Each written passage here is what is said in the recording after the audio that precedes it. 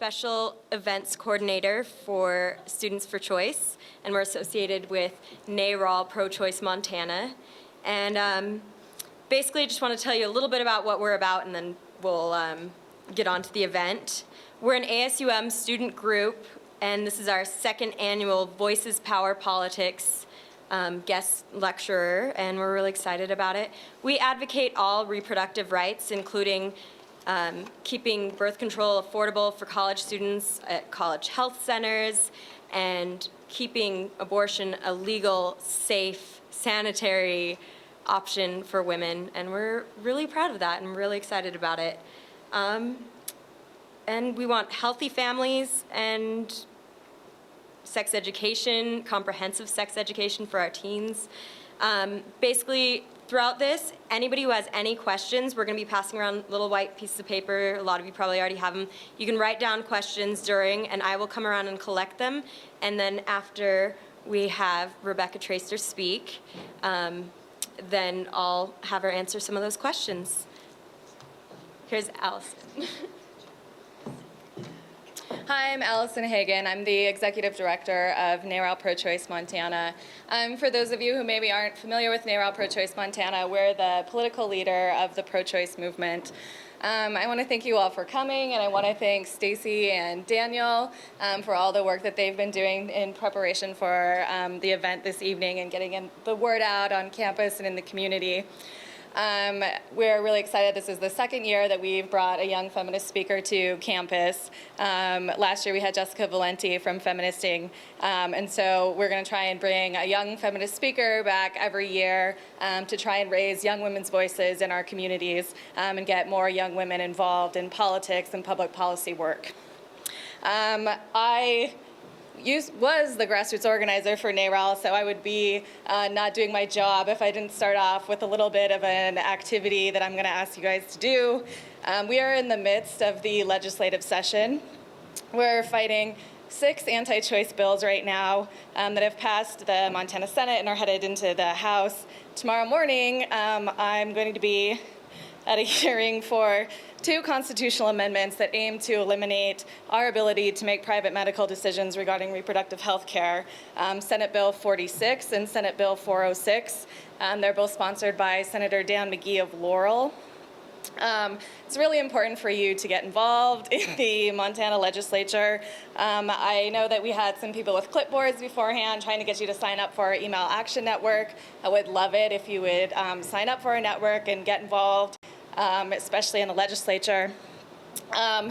If you have pens, one thing that's really easy for you to do is call the Montana Legislative phone number and leave a message for the House Judiciary Committee. The phone number is 444-4800. Very easy to remember, and if you also go to the Montana Legislative webpage, that number is right on there, and ask the House Judiciary members to vote no on Senate Bill 46 and 406.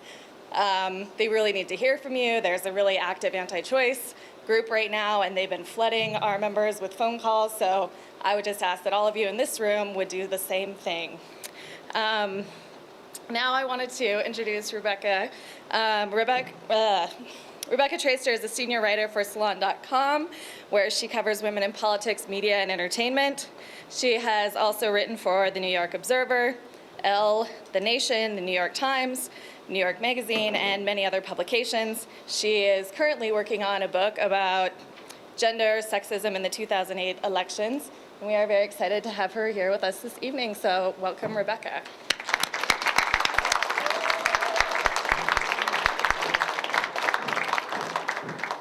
I'm not bringing my phone up here because I'm expecting to take a call. I'm just using it as a timer, so I have some vague idea of how long I'm going to talk to you. First of all, I want to thank NARAL Pro-Choice Montana and Students for Choice for bringing me here. I have never been to Montana before, and I actually can't think of a better way to visit a state for the first time than by talking to so many of its politically active and engaged young people, men and women, and I've met a lot of people so far already today who've just really left me totally excited about the school, the city, the community, and how involved young people are with politics right now. We've just seen it in a remarkable election, and I saw it here today. I was asked to come here today to speak about, by the way, is the mic, am I all right on the mic level and everybody can hear me? Yeah, a little bit? Okay. It's good to take care of these problems right off the bat. Okay. I was asked to speak today about gender and sexism in the 2008 elections. I'm going to actually start, because I'm a reporter, by asking you guys some nosy questions about politics. And I know that you have a constitutional right to privacy, and so anybody who doesn't want to answer them should feel free to abstain. I will go first and tell you a little bit about where I fall. I'm 33 years old, and I've been a feminist my whole life, a self-identified feminist for as long as I can remember. I'm a Democrat. I'm the lucky kind of journalist who gets to talk about these things and reveal them in writing. So I'm not telling tales out of school here. I actually, despite my feminism, went into this election cycle with absolutely no intention of supporting Hillary Clinton. Ironically enough, she was not feminist enough for me. I did not like her centrism. I didn't like what I perceived as her triangulation. I didn't like her vote for the war. I was a John Edwards voter. But because of my job, which is covering women in politics and media, I was doing a lot of writing about Hillary Clinton as she moved through the early stages of the primary process. And I found that in writing about her and paying the kind of attention I was to her campaign and how it was being talked about, I began to become more engaged and more defensive and more interested in her political prospects. I went to the voting booth on Super Tuesday in New York City, totally torn. John Edwards was out of the race, as was Dennis Kucinich. And surprisingly, it looked like my vote was going to matter, which I know you guys have had this experience too, of primary season extending so long that suddenly you have this experience of, oh my God, this vote is actually going to mean something. And I was so deeply torn between Obama and Clinton, I stayed in the voting booth for 20 minutes trying to decide. I did wind up voting for Hillary Clinton, but it really could have gone either way. As the race progressed, I actually became more galvanized in my support for her. That said, I'm also crazy about Obama. I was thrilled to support him, and I'm absolutely thrilled that he's our president. So I just want to ask, just to get an idea, first of all, are there any Republicans, McCain, Palin voters in the room? At all? Not one. It's probably better that way, given my speech. The next set of questions, again, nobody has to answer, but I'm just curious. I'm going to be talking about generations and politics. Who here is over 40? Okay. Of those over 40, in the primary, did any of you vote for Barack Obama? Okay, great. How many of you, again, I'm only asking the over 40s now. It's an arbitrary line, but I'm drawing it. How many of you, whether you voted for Obama or Clinton, felt that Hillary Clinton faced sexism in her primary battle? Okay. Now the under 40s. How many here are under 40? Okay. How many of you voted for Hillary Clinton in the primary? Okay. How many of you, no matter who you voted for, felt that Clinton faced sexism? Okay. This is a friendly crowd. But it's interesting. I mean, this is, you guys are going to prove some points that I'm hoping to make in this speech.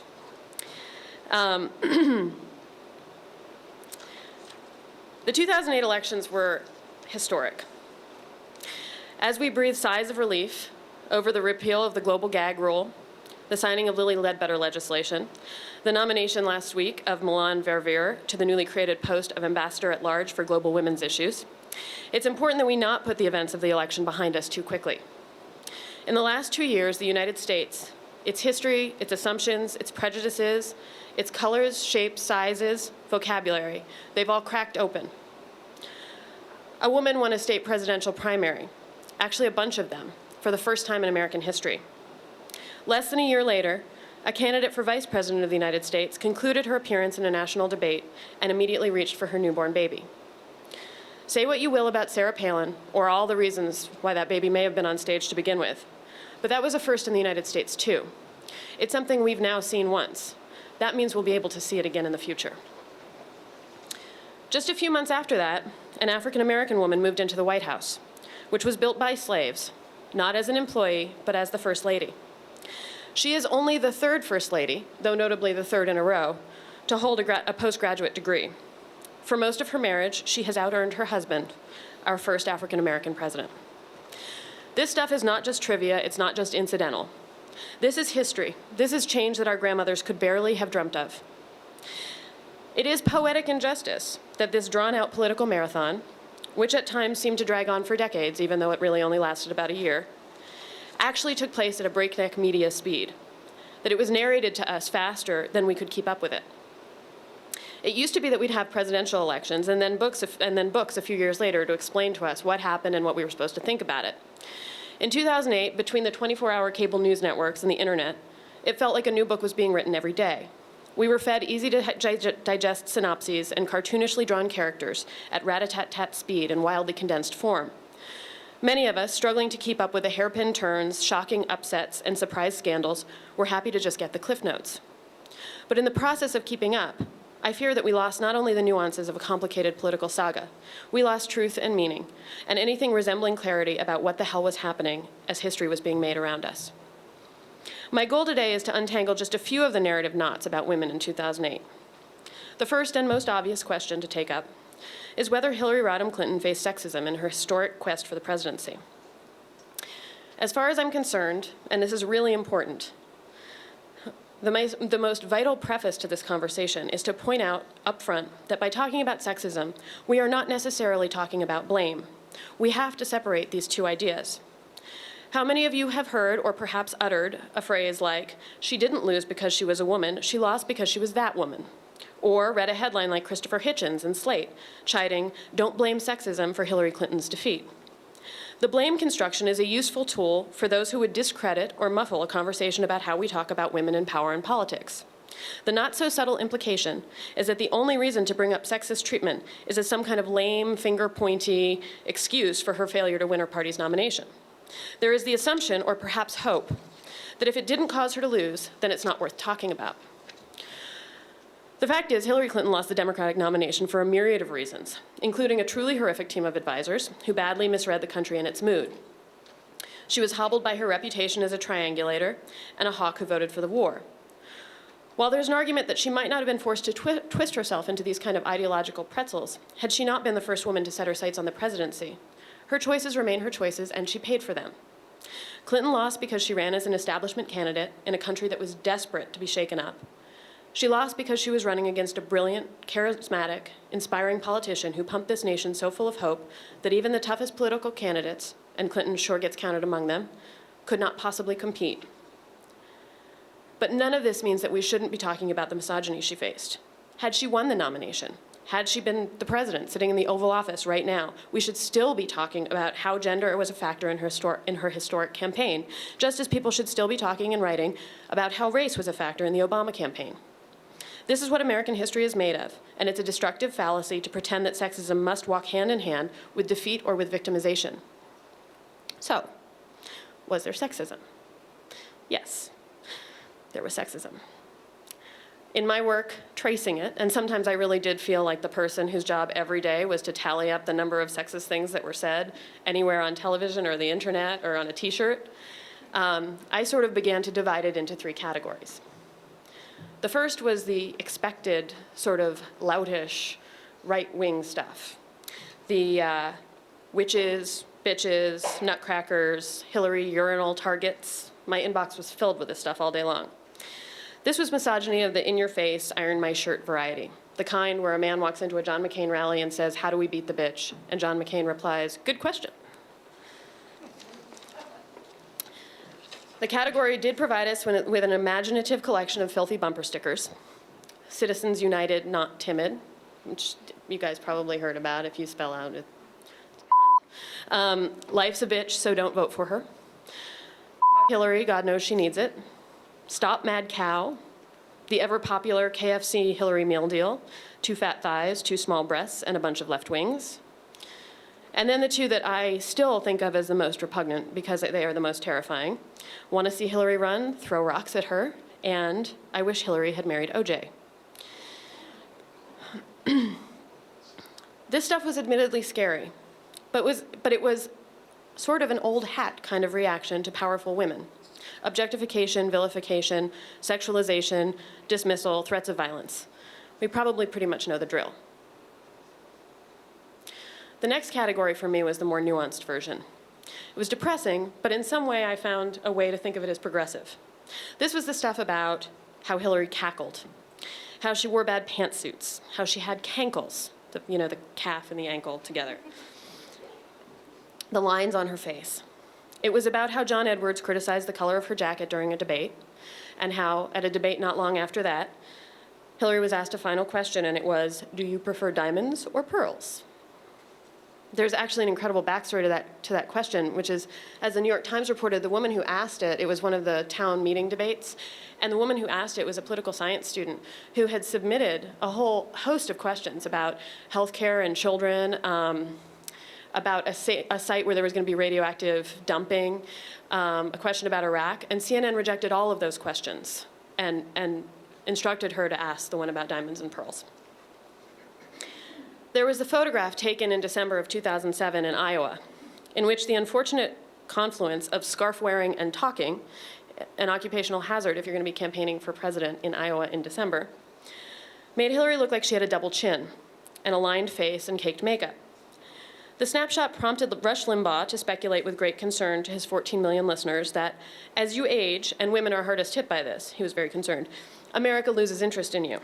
He wondered, will this country want to actually watch a woman get older before their eyes on a daily basis? In truth, while it was kind of pathetic, I had some sympathy for this iteration of sexism. None of us, I'm guessing, were above thinking about how Clinton looked or what she wore. She was a first, and with that comes certain strains of infelicitous curiosity, awkward evaluation. We were like babies first encountering a new object, a potential president who has breasts and hips, who was once pregnant, whose female skin has changed as it aged, who wore jewelry and brightly colored jackets that made her the pretty flamingo standing out against a sea of brown and blue on a debate stage. It was only natural that we were sometimes going to get tripped up and befuddled about in how we talked about her. I'm sure that she understood this, just as she likely understood that there would be guys hollering for her to iron their shirts. The category where it got upsetting, for me anyway, and surprising and very hard to talk about, was when it came to the stuff that wasn't so obvious, that wasn't so expected, or so easy to name and categorize. What was tricky were the vague suspicions that people around me, perhaps those with whom I'd always agreed, were as uneasy about Clinton's gender, her persistence, and her power as anyone on the right. Now, I should add up front that many Obama supporters, and there may be many of them here right now who felt this way, were naturally very frustrated with Hillary Clinton as she continued to campaign against their candidate. It was a remarkable race, and she refused to stop running. But there was a sense, a gut feeling described to me by many women and some men, that the frantic fanaticism for her male opponent actually carried with it a whiff, or in some cases more than a whiff, of misogyny, of discomfort not only with the idea of female leadership, but with female competition, or female unwillingness to step down when asked. There was a certain point where there was that feeling that I began to get, that the attitude was sort of like, all right, babe, way to go, you're one in a million, but seriously, now get out. That attitude could be back-patty and patronizing, or, more often, laced with what often felt like hatred for Hillary. And it was coming from the left, from the side of the political spectrum that owned the feminist legacy, that was supposed to be proud of it and to understand and strive for gender parity. It was also coming from people who usually knew better than to say anything outright, which of course left those of us who sensed it to wonder if we were crazy, delusional, or to use adjectives with which the media happily supplied us, bitter, desperate, or paranoid. There was, of course, MSNBC and its most visible talking head then, Chris Matthews, who probably merits a speech of his own. This is a guy who had dripped with venom for Hillary Clinton for years. I mean, it was a whole Clinton's thing, and specifically Hillary Clinton. Around Christmas of 2007, at the very beginning of the primary season, she did a sort of lightweight but innocuous ad in which she was giving out presents to the country, and they were like pre-K education and universal health care. Good things we wanted. But it angered Matthews so much that he went on this rant imitating her and saying, "Oh, I am the grand woman, the grand Evita, and I give gifts to the little people, and they're going to come to me in multitudes and worship at me." He also memorably advised his guest Elizabeth Edwards going into the New Hampshire primary, "Even if Barack has to win up here, it's better to knock Hillary out, because if she is knocked out, then you two can fight it out, John Edwards and Barack Obama." Matthews was not alone. There was blustering Keith Olbermann recommending to Newsweek's Howard Feynman that what the party needed to settle the primary is, quote, "somebody who can take her into a room and only he comes out." Olbermann would later claim, in a segment in which he named Katie Couric the worst person in the world for suggesting that Clinton faced gender discrimination, that Couric was misguided in her, quote, "promulgation of the nonsense that Senator Clinton was a victim of pronounced sexism." Here was progressive radio host Randy Rhoads. This wasn't just men, it was men and women, appearing in an Obama fundraiser and commenting that, quote, "what a whore Geraldine Ferraro is. Hillary is a big whore too." Perhaps most distressing to me, and there's a list as long as my arm of stuff like this, and many of you may have seen it or read about it. I can send you references. The thing that perhaps sticks with me the most was something that NPR political reporter Ken Rudin said when he was appearing on a CNN Sunday morning show. It was toward the end when everybody was really pressuring Clinton to get out of the race. And he said, "Let's be honest here, Hillary Clinton is Glenn Close in Fatal Attraction. She's going to keep coming back and they're not going to stop her." For those of you who are too young to remember or have seen Fatal Attraction, Glenn Close's character was a possessive, husband-stealing, sex-crazed, bunny-killing villain, one whose final, drowning, bloody, bullet-riddled death represents one of the most graphic punishments of aggressive femininity available to the American imagination. So off-the-wall offensive was Rudin's comparison that even Keith Olbermann, a Hillary hater of the first order, was disgusted enough to note that, quote, "even the harshest critic of Senator Clinton is probably beginning to think, oh, maybe a little harsh." But not 2 weeks later, Tennessee Congressman Steve Cohen, an Obama supporter whom Nancy Pelosi had called, quote, "the conscience of the freshman class" in the House, when asked about Clinton's continued presence in the race, replied, quote, "Glenn Close should have stayed in that tub." This wasn't coming from bullies and thugs on the right. These were the progressive good guys. In some cases, these were the guys and girls, but mostly guys, who we knew. This wasn't just media stuff. Women I knew were telling me that they were sensing something amiss and outsized in the hostility toward Clinton and her continued presence in the race. I began to hear from women who were having fights with their boyfriends, fathers, brothers, politically liberal feminist men who were voicing nearly apoplectic loathing of Hillary Clinton. One of my closest girlfriends, an Obama supporter, told me of a drinks date she went on with a young progressive man she'd met. They agreed about a lot of stuff politically, and he gave her a whole host of reasons for why he didn't like Clinton's policies. All of them totally made sense. He then added that whenever he heard the then senator's voice, he was overcome by an urge to punch her in the face. Other women told stories of how, during debates, their feminist male friends would start yelling bitch at the television screen whenever Hillary began to speak. I have spent hours defending Clinton, one young woman, a dedicated Obama supporter, told me. A lot of guys just can't stand her, and it's the intensity of their irritation with her that disturbs me more than their devotion to Obama. Jessica Valenti, the editor of Feministing, who was here last year, told me of her visits to campuses. She was going all around the country giving talks. And she said that she was approached by a huge number of college-aged women who told her, my friend or boyfriend or father is a progressive guy, but when he talks about Hillary, I feel like he's being sexist, but I can't put my finger on what it is. Valenti also told me an anecdote about a conversation she had with a left-leaning male friend who'd said to her, I'm not voting for her because she's a woman. I'm not voting for her because she's a bitch. Progressive politics have not always been female-friendly politics. 70s feminism was born in part in response to the inequities of the anti-war and civil rights movements. I thought of this history as I began to feel increasingly alienated from some of the people I'd long considered my political compatriots. This is hard stuff to talk about. Tossing around allegations of gender bias, especially when those allegations are aimed at sectors of the electorate that intellectually and politically are very much on the side of women, is a difficult thing to do. But it felt inescapably true. I was experiencing it myself. Though at that point I hadn't revealed in print who I'd voted for, and had always been very positive about Obama. Because I covered women's issues, because I was female, because I was a feminist, readers and some friends simply assumed I was a Clintonite. A man whom I'd been on 2 dates with several years earlier began to fill my inbox with emails about how much he hated Hillary, how much she was ruining everything for Obama, how she was destroying the country, the party, and the man who should be president. The funny thing was that I'd get his angry missives only after she'd won a primary contest, never after she'd lost. When I wrote about this subject for Salon, I got hundreds of angry emails from people who assumed that the women I quoted in my story were just bitter or paranoid because their candidate was losing. The joke was the majority of the women I spoke to for that story were Obama voters. But the assumption that they must be anti-Obama, racist, angry feminazis, or weak-minded, gender-obsessed sore losers just amplified the point.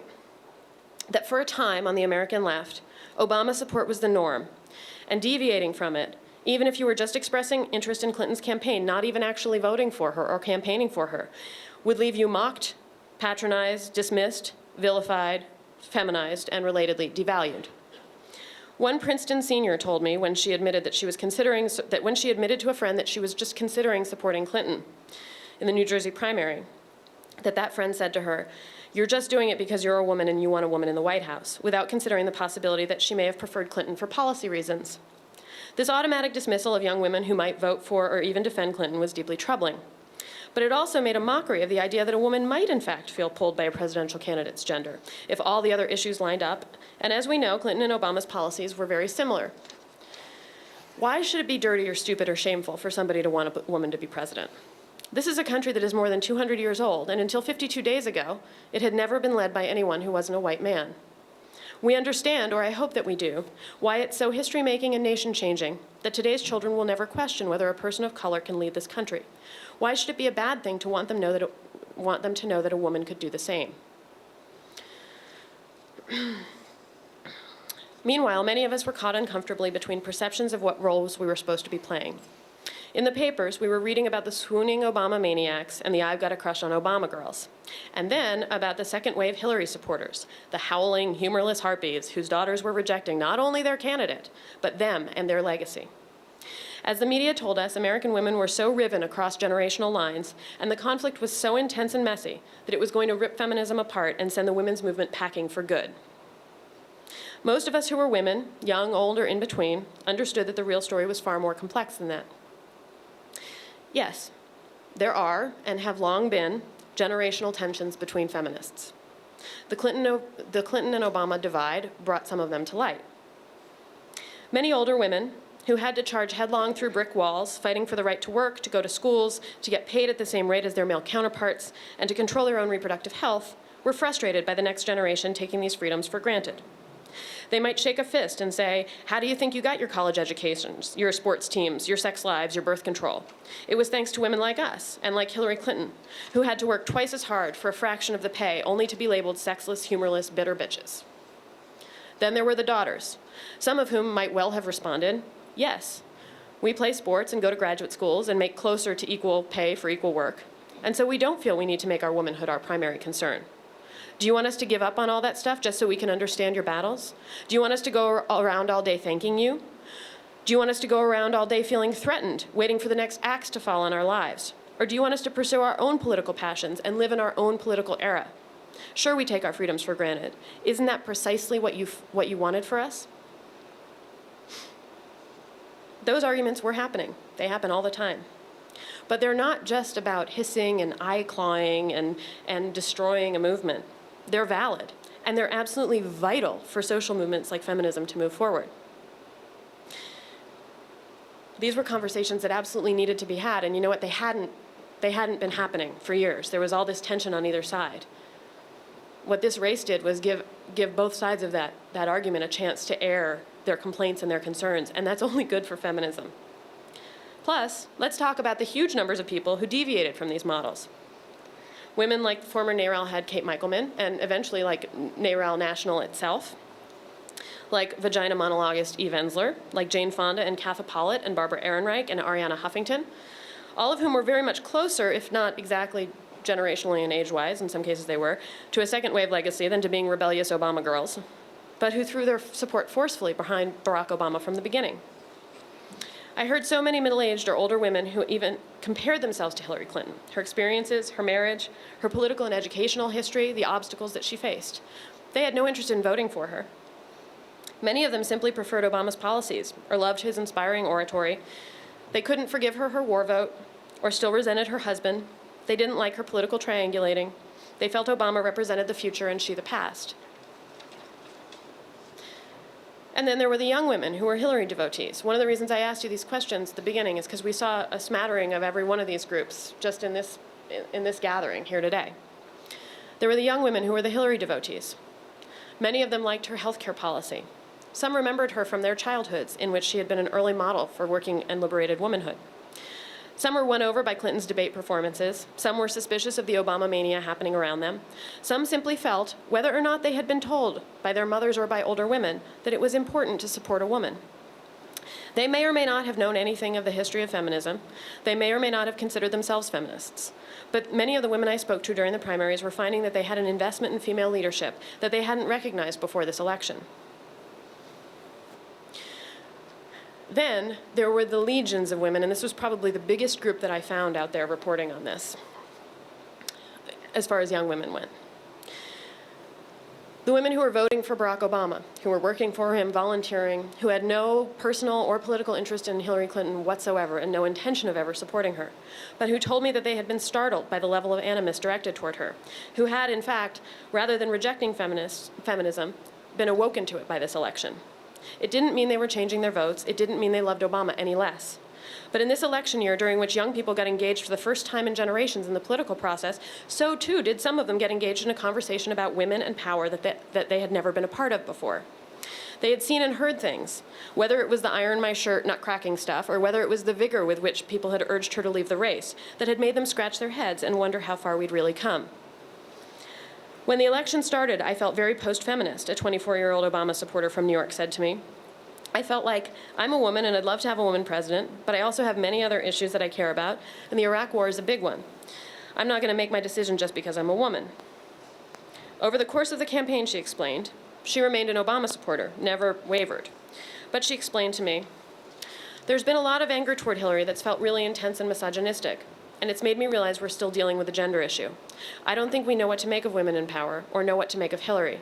I don't think the world is as post-feminist as I was feeling it was. Feminism, perhaps for the first time in a long time, was not eating itself alive, as the stories about generational tension would have had us believe. These conversations were in fact revivifying it, investing it with new life and youth and relevance. They offered a chance for women of different generations to talk to each other about their experiences and their perceptions for the first time in decades. But that's just not the story we heard. We heard a facile, reductive, lurid version about how all this clawing was going to spell feminism's end. We have to think about and understand the way that story was sold to us and the purpose that it served. It fulfilled a desire for a conflict in which those old ladies and their aggravating demands for equality were so over. In their place, nubile young chicks who couldn't care less about gender parity. The truth is that it wasn't a fun characterization on either side. You wouldn't really want to be either one of those cartoon characters. It wasn't exactly a respectful tribute to the women who were making history in this election, which I am afraid is how we got to Sarah Palin. What was most chilling to me as a Democrat about the nomination of Sarah Palin for the vice presidency was the idea that the Republicans had honed in on the unwillingness of my own party to celebrate the groundbreaking nature of Clinton's campaign, or that my own party had neglected to treat her supporters with respect or to acknowledge the latent or obvious sexism in how she'd been treated. The Republicans had spotted the Democrats' unwillingness to talk about Clinton's campaign and their eagerness to get this pain-in-the-ass broad and her pain-in-the-ass supporters out of the way. They saw what their opponents had not, that there was a clamor 18 million strong for female leadership, and that while this was not the year for those 18 million voters, they were longing to be respected or at least acknowledged. Republicans moved to take advantage of it. Of course, immediately thereafter came the prompt revelation of exactly how unseriously they took women and feminism. And Hillary supporters, whom apparently they thought were dumb enough and gender-obsessed enough not to notice that the candidate they tried to pass off as Clinton's replacement was in fact her political, intellectual, and ideological opposite. For me, and for many of you who may support things like sex education, reproductive rights, access to reproductive health care, and birth control, Sarah Palin was a terrifying figure. In large part because she was like a scary photo-negative version of a feminist film strip. There she was with her supporters using phrases from some Up With Women handbook, girl power, you go girl, read my lipstick. She was talking warmly about Hillary Clinton, about how important it is to have female leaders, how in her marriage, her husband was the one staying at home with the kids while she ran a state, how sexist the media was. This was all the stuff that many people had been longing to hear. But she was carrying a feminist banner on behalf of a party and a ticket and herself, all entities who would cheerily dismantle pro-choice legislation, limit access and availability to health care and birth control, de-emphasize sex education, curtail women and men's civil liberties. The idea that she might do all this in the name of feminism, in the name of Hillary Clinton, was abhorrent. Now, there should be questions about whether or not Sarah Palin faced sexist treatment.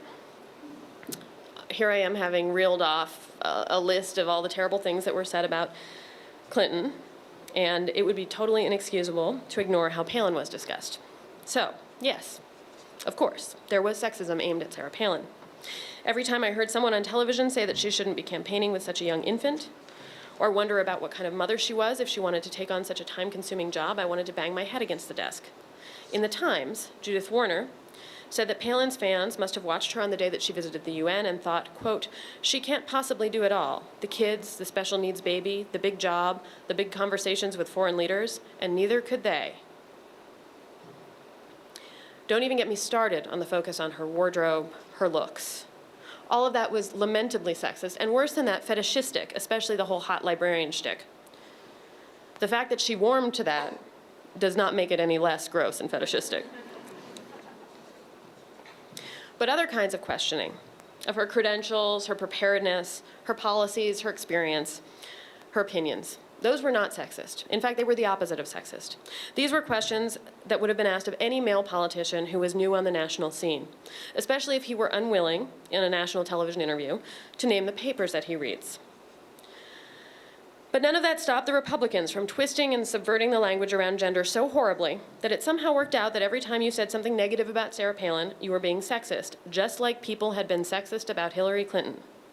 This was maddening, in no small part because I don't think among the many terrible things that were said about Hillary Clinton, anybody ever said she didn't know what papers she read or that she was stupid or that she was ill-prepared.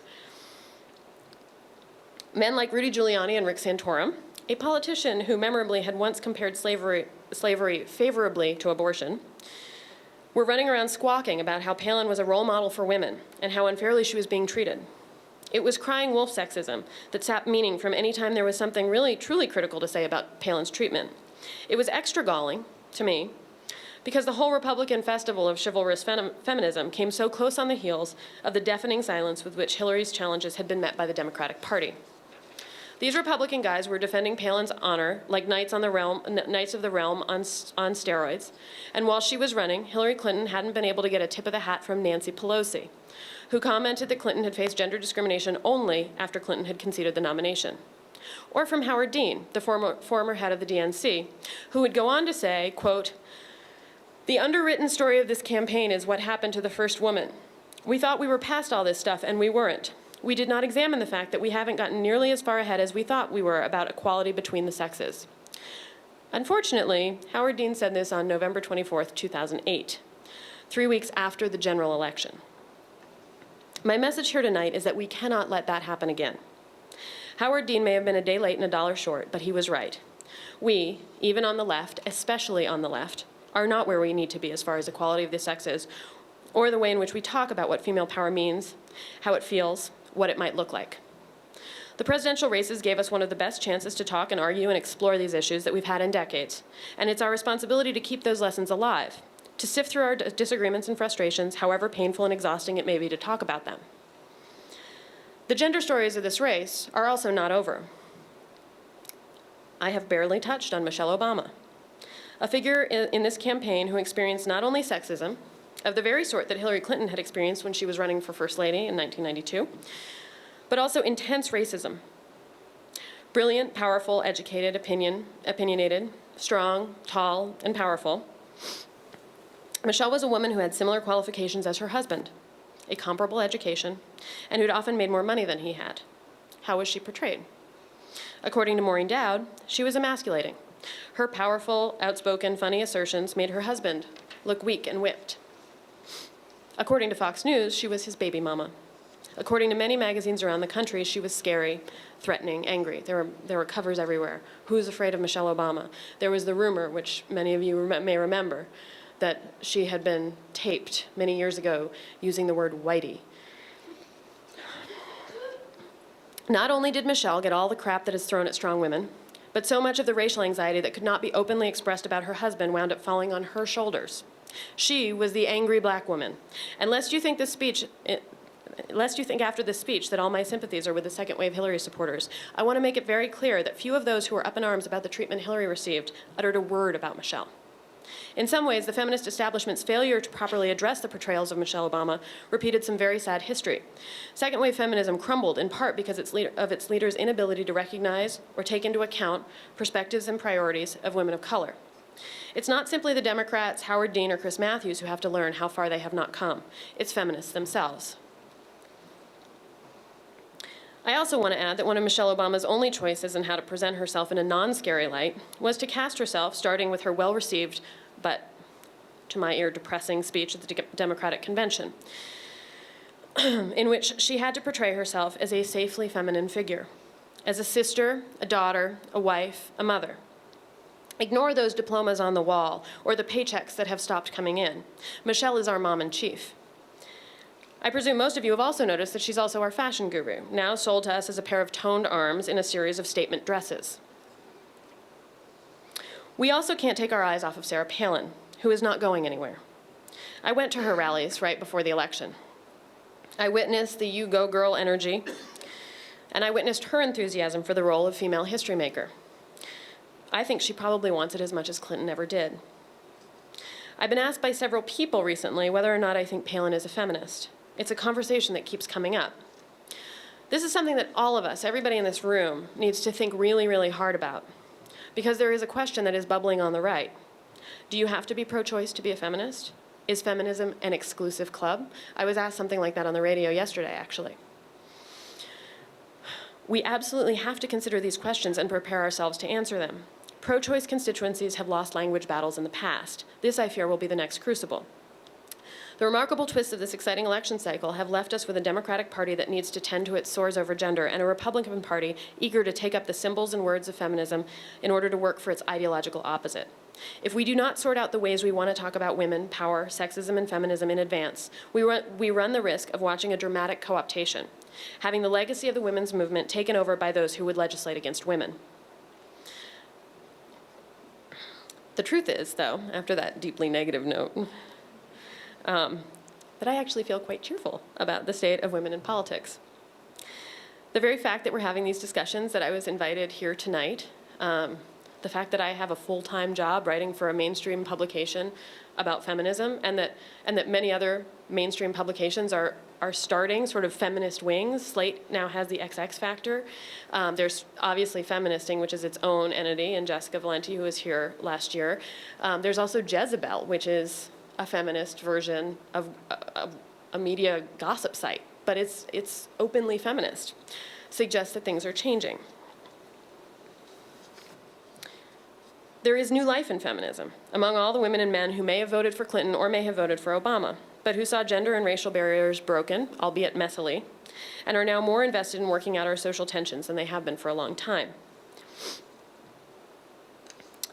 We also have more humor in the conversation. I think this is absolutely crucial. There are all these new websites and new places where you can be a feminist journalist, and you can apply your feminist lens to everything from the presidential election to economics to family life to fashion and celebrities.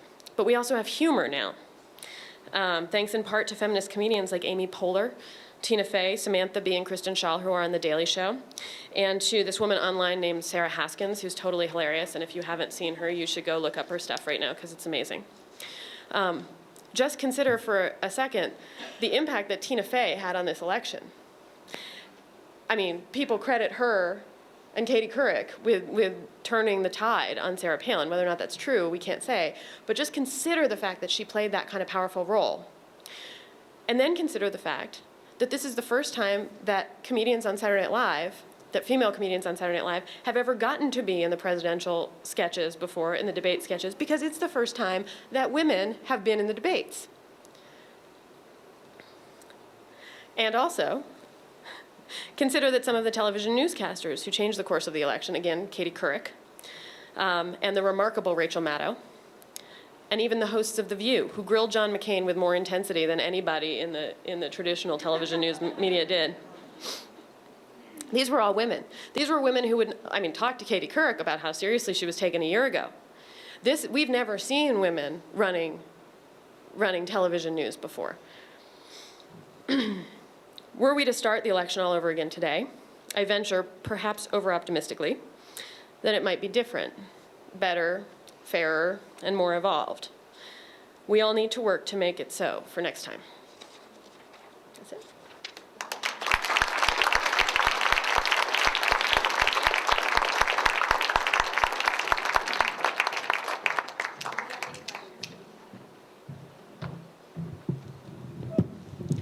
Stacy's going to be going around collecting question cards if any of you want to pass those to the edge of the rows.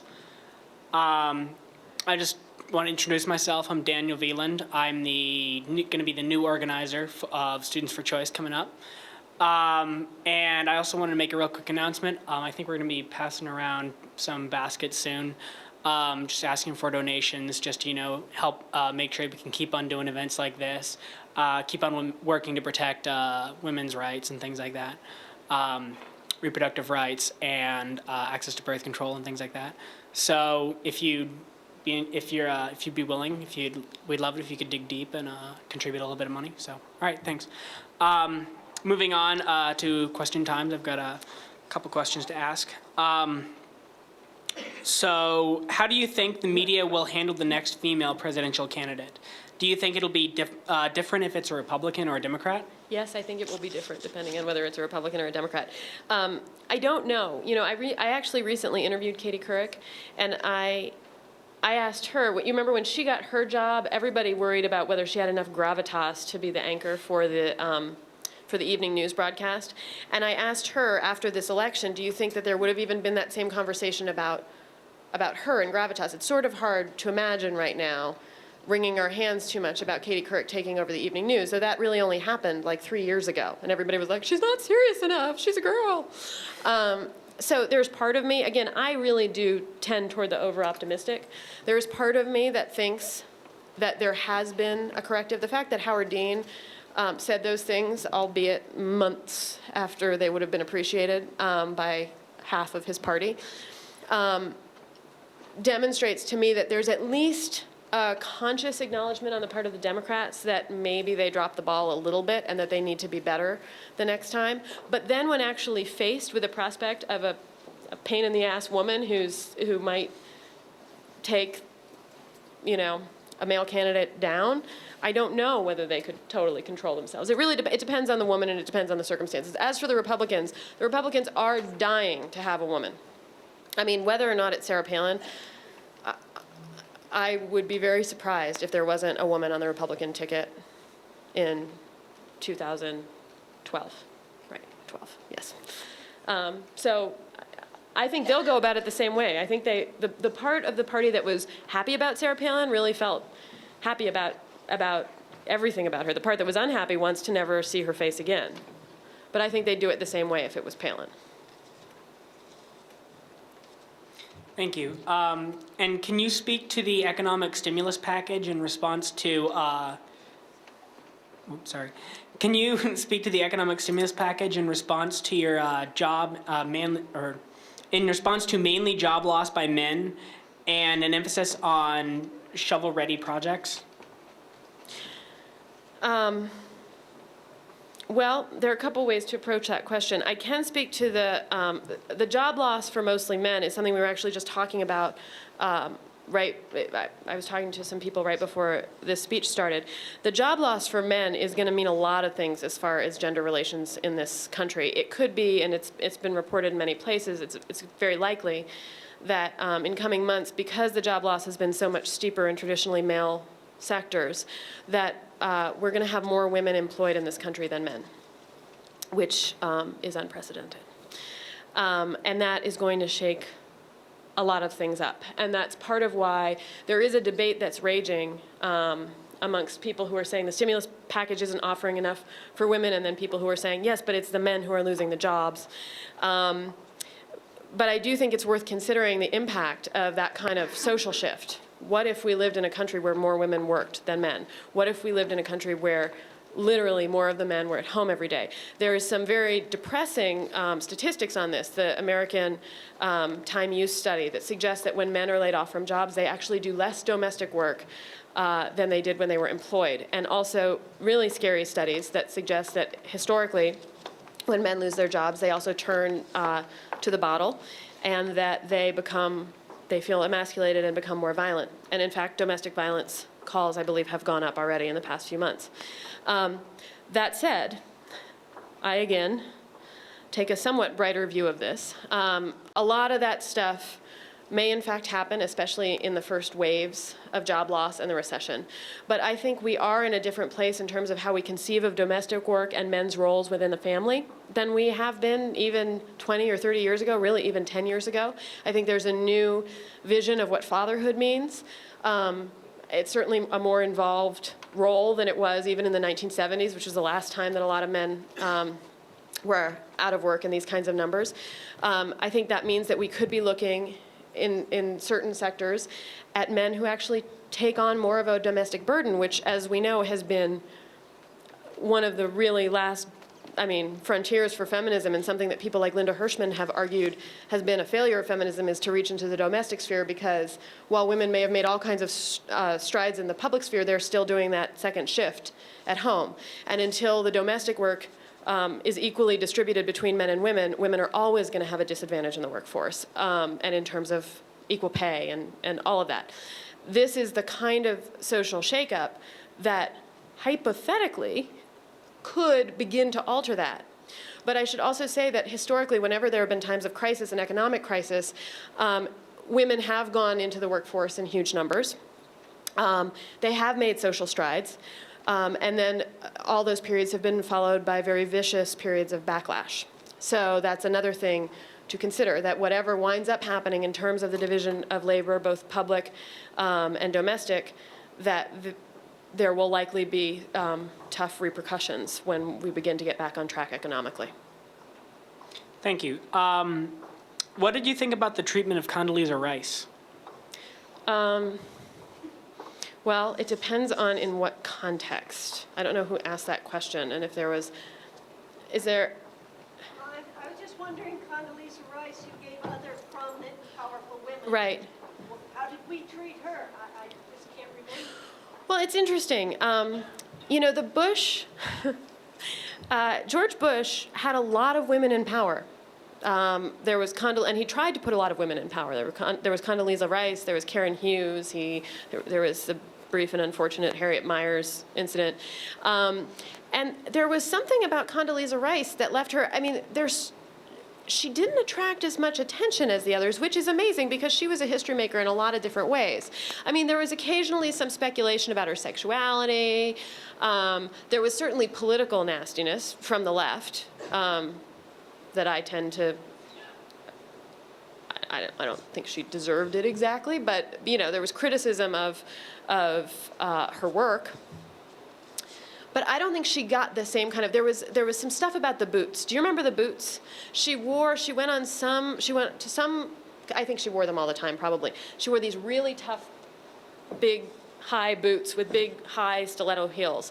And there was a lot of sort of S&M, that is one thing, and that came from the left too, a sort of inappropriate, jokey over-sexualization that did happen to Condoleezza Rice. It wasn't as, she's not a personality who attracted as much airtime and as much sort of lurid attention as some of the people that I've been talking about. But when she did, it was kind of nasty, and that also came from the left. Thank you. How can the different generations of feminism communicate more effectively? Well, I don't think there's an easy answer to that. I think the most important thing is to keep communicating.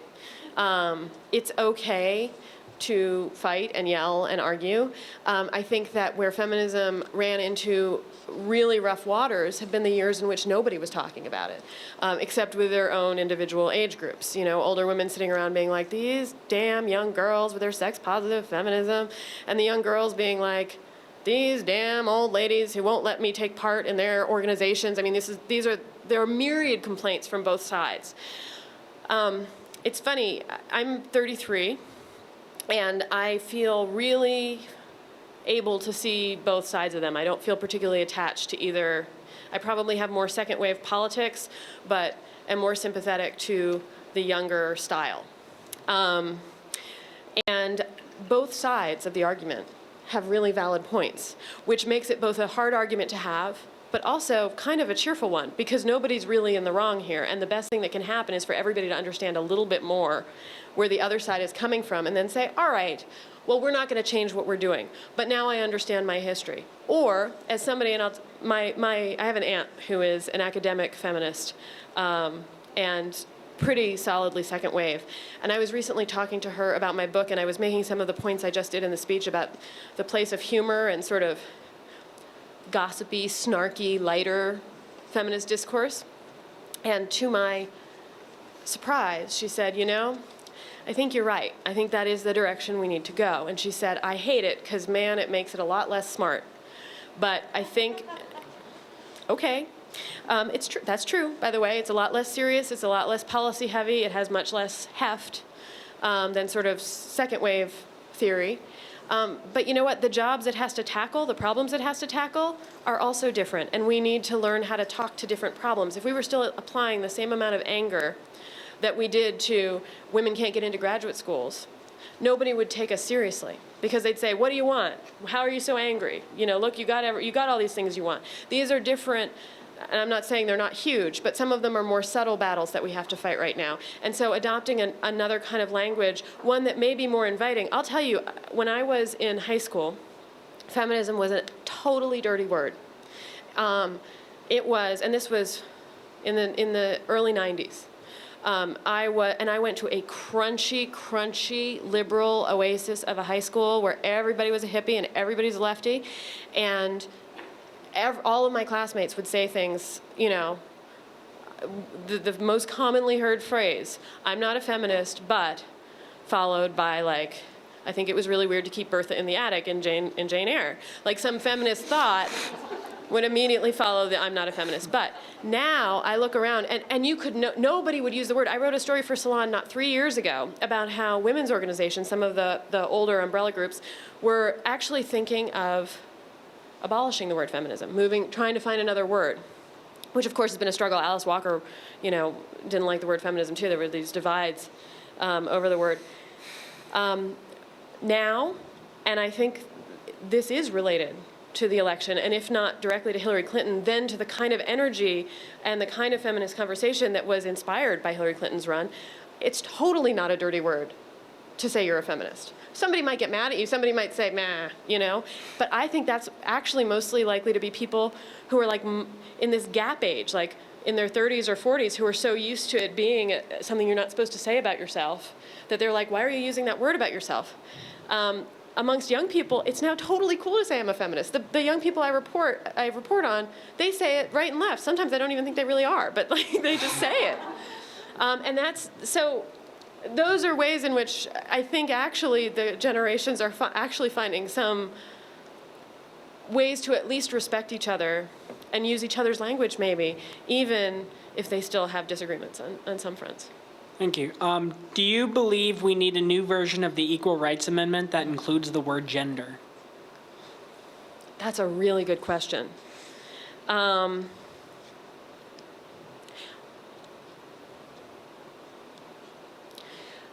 guess I would say that I don't. I don't think it would be a bad thing.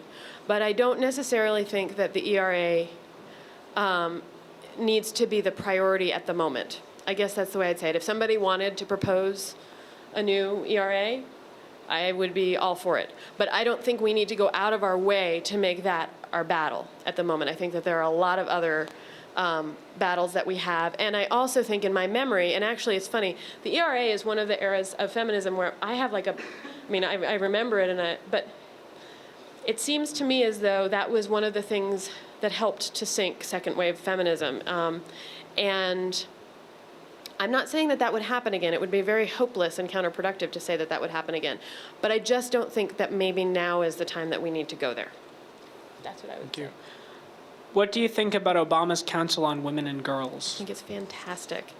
I have been, the past week has felt like Christmas come early. You know, there was a concern when Obama came into office, would he do, because he got so much better. Everybody did learn post-Hillary a lot more about how to talk to and address and respect the women who had not been talked to, addressed, or respected right up through the end of Hillary's campaign. But Obama was one of the absolute fastest learners on this. And I have been bowled over. The pictures that I saw of Michelle and Hillary yesterday, I don't know if any of you saw them, but they were at the White House. They honestly sort of made me cry, which is sort of a pathetic thing to say, but it just told me so much about how far we'd come. I mean, a year ago, to think that this is what we would be talking about within the first 52 days of the Obama administration. His nomination of Milan Verveer, which I mentioned in my speech, is incredible. The kind of legislation, he's like the omnibus legislation, which makes birth control more accessible and cheaper. All this stuff is fantastic. And the way he talked, there's a clip, and I actually think it's on Salon. I saw it on Salon today, by my editor, Joan Walsh, has posted a clip of his speech in which he talked about what his daughters need, what young women need, and he was unafraid to talk about birth control, to talk about education, to talk about empowerment. I would also say that his turning to Hillary Clinton on this, we were talking about this before I spoke too, Hillary is like the return of Hillary Rodham from like 1992, from Beijing, from women's rights or human rights. There is a sadness for me in the fact that this could only happen in her defeat, that only after she lost her bid for the presidency could she sort of come out and unfurl her feminist plumage. But man, listening to her talk since her concession speech and right up through yesterday, she is back, and back not in some way like where she was that milquetoast. I mean, again, I became a huge Hillary fan, but I had real problems with her in those middle years, you know? This is absolutely inspiring and thrilling, and a huge part of that is that Obama has empowered her to do that. He actually, it's terrible, but he really did sort of say, give her a platform from which she could be herself again. Thank you. Hillary's Roe versus Wade statement in 2008 was more watered down and PC than Barack's. Is the perception that she had centralized reproductive rights a reflection on how women who reflect one issue voting may have lost confidence that this issue would move forward? Will Barack hold the line that he initially drew? I have no idea if Barack will hold the line that he initially drew. I certainly hope that everybody does what they promised to do, and I certainly hope that this is top amongst the things that they don't intend to back down on. As for Hillary's statement on Roe v. Wade, I said at the beginning that I was not a Hillary supporter going into this. A large part of that was because of what I felt had been her increasingly watered down language about choice over the years. In 2004, first of all, as many of you probably know, she's often credited, though it's not official, with the safe, legal, and rare formulation in the Clinton White House. As an ardent supporter of choice and reproductive rights, that was not a formulation that I was particularly happy with. And then in 2004, after John Kerry's terrible loss, basically in the round of finger pointing that happened about whose fault it was, basically pretty much everybody in the Democratic Party, including Hillary Clinton, decided that the people they would blame were the reproductive rights activists. And everybody started pointing fingers and said, well, if it hadn't been for you, then the right wing wouldn't have come out in such force. And Hillary was among them. She gave a speech in Albany. I mean, and that was around the time that I said I will never vote for her. And I really did say that. I said it. I mean, had she been the nominee, even if I had not liked her, I would have voted for her.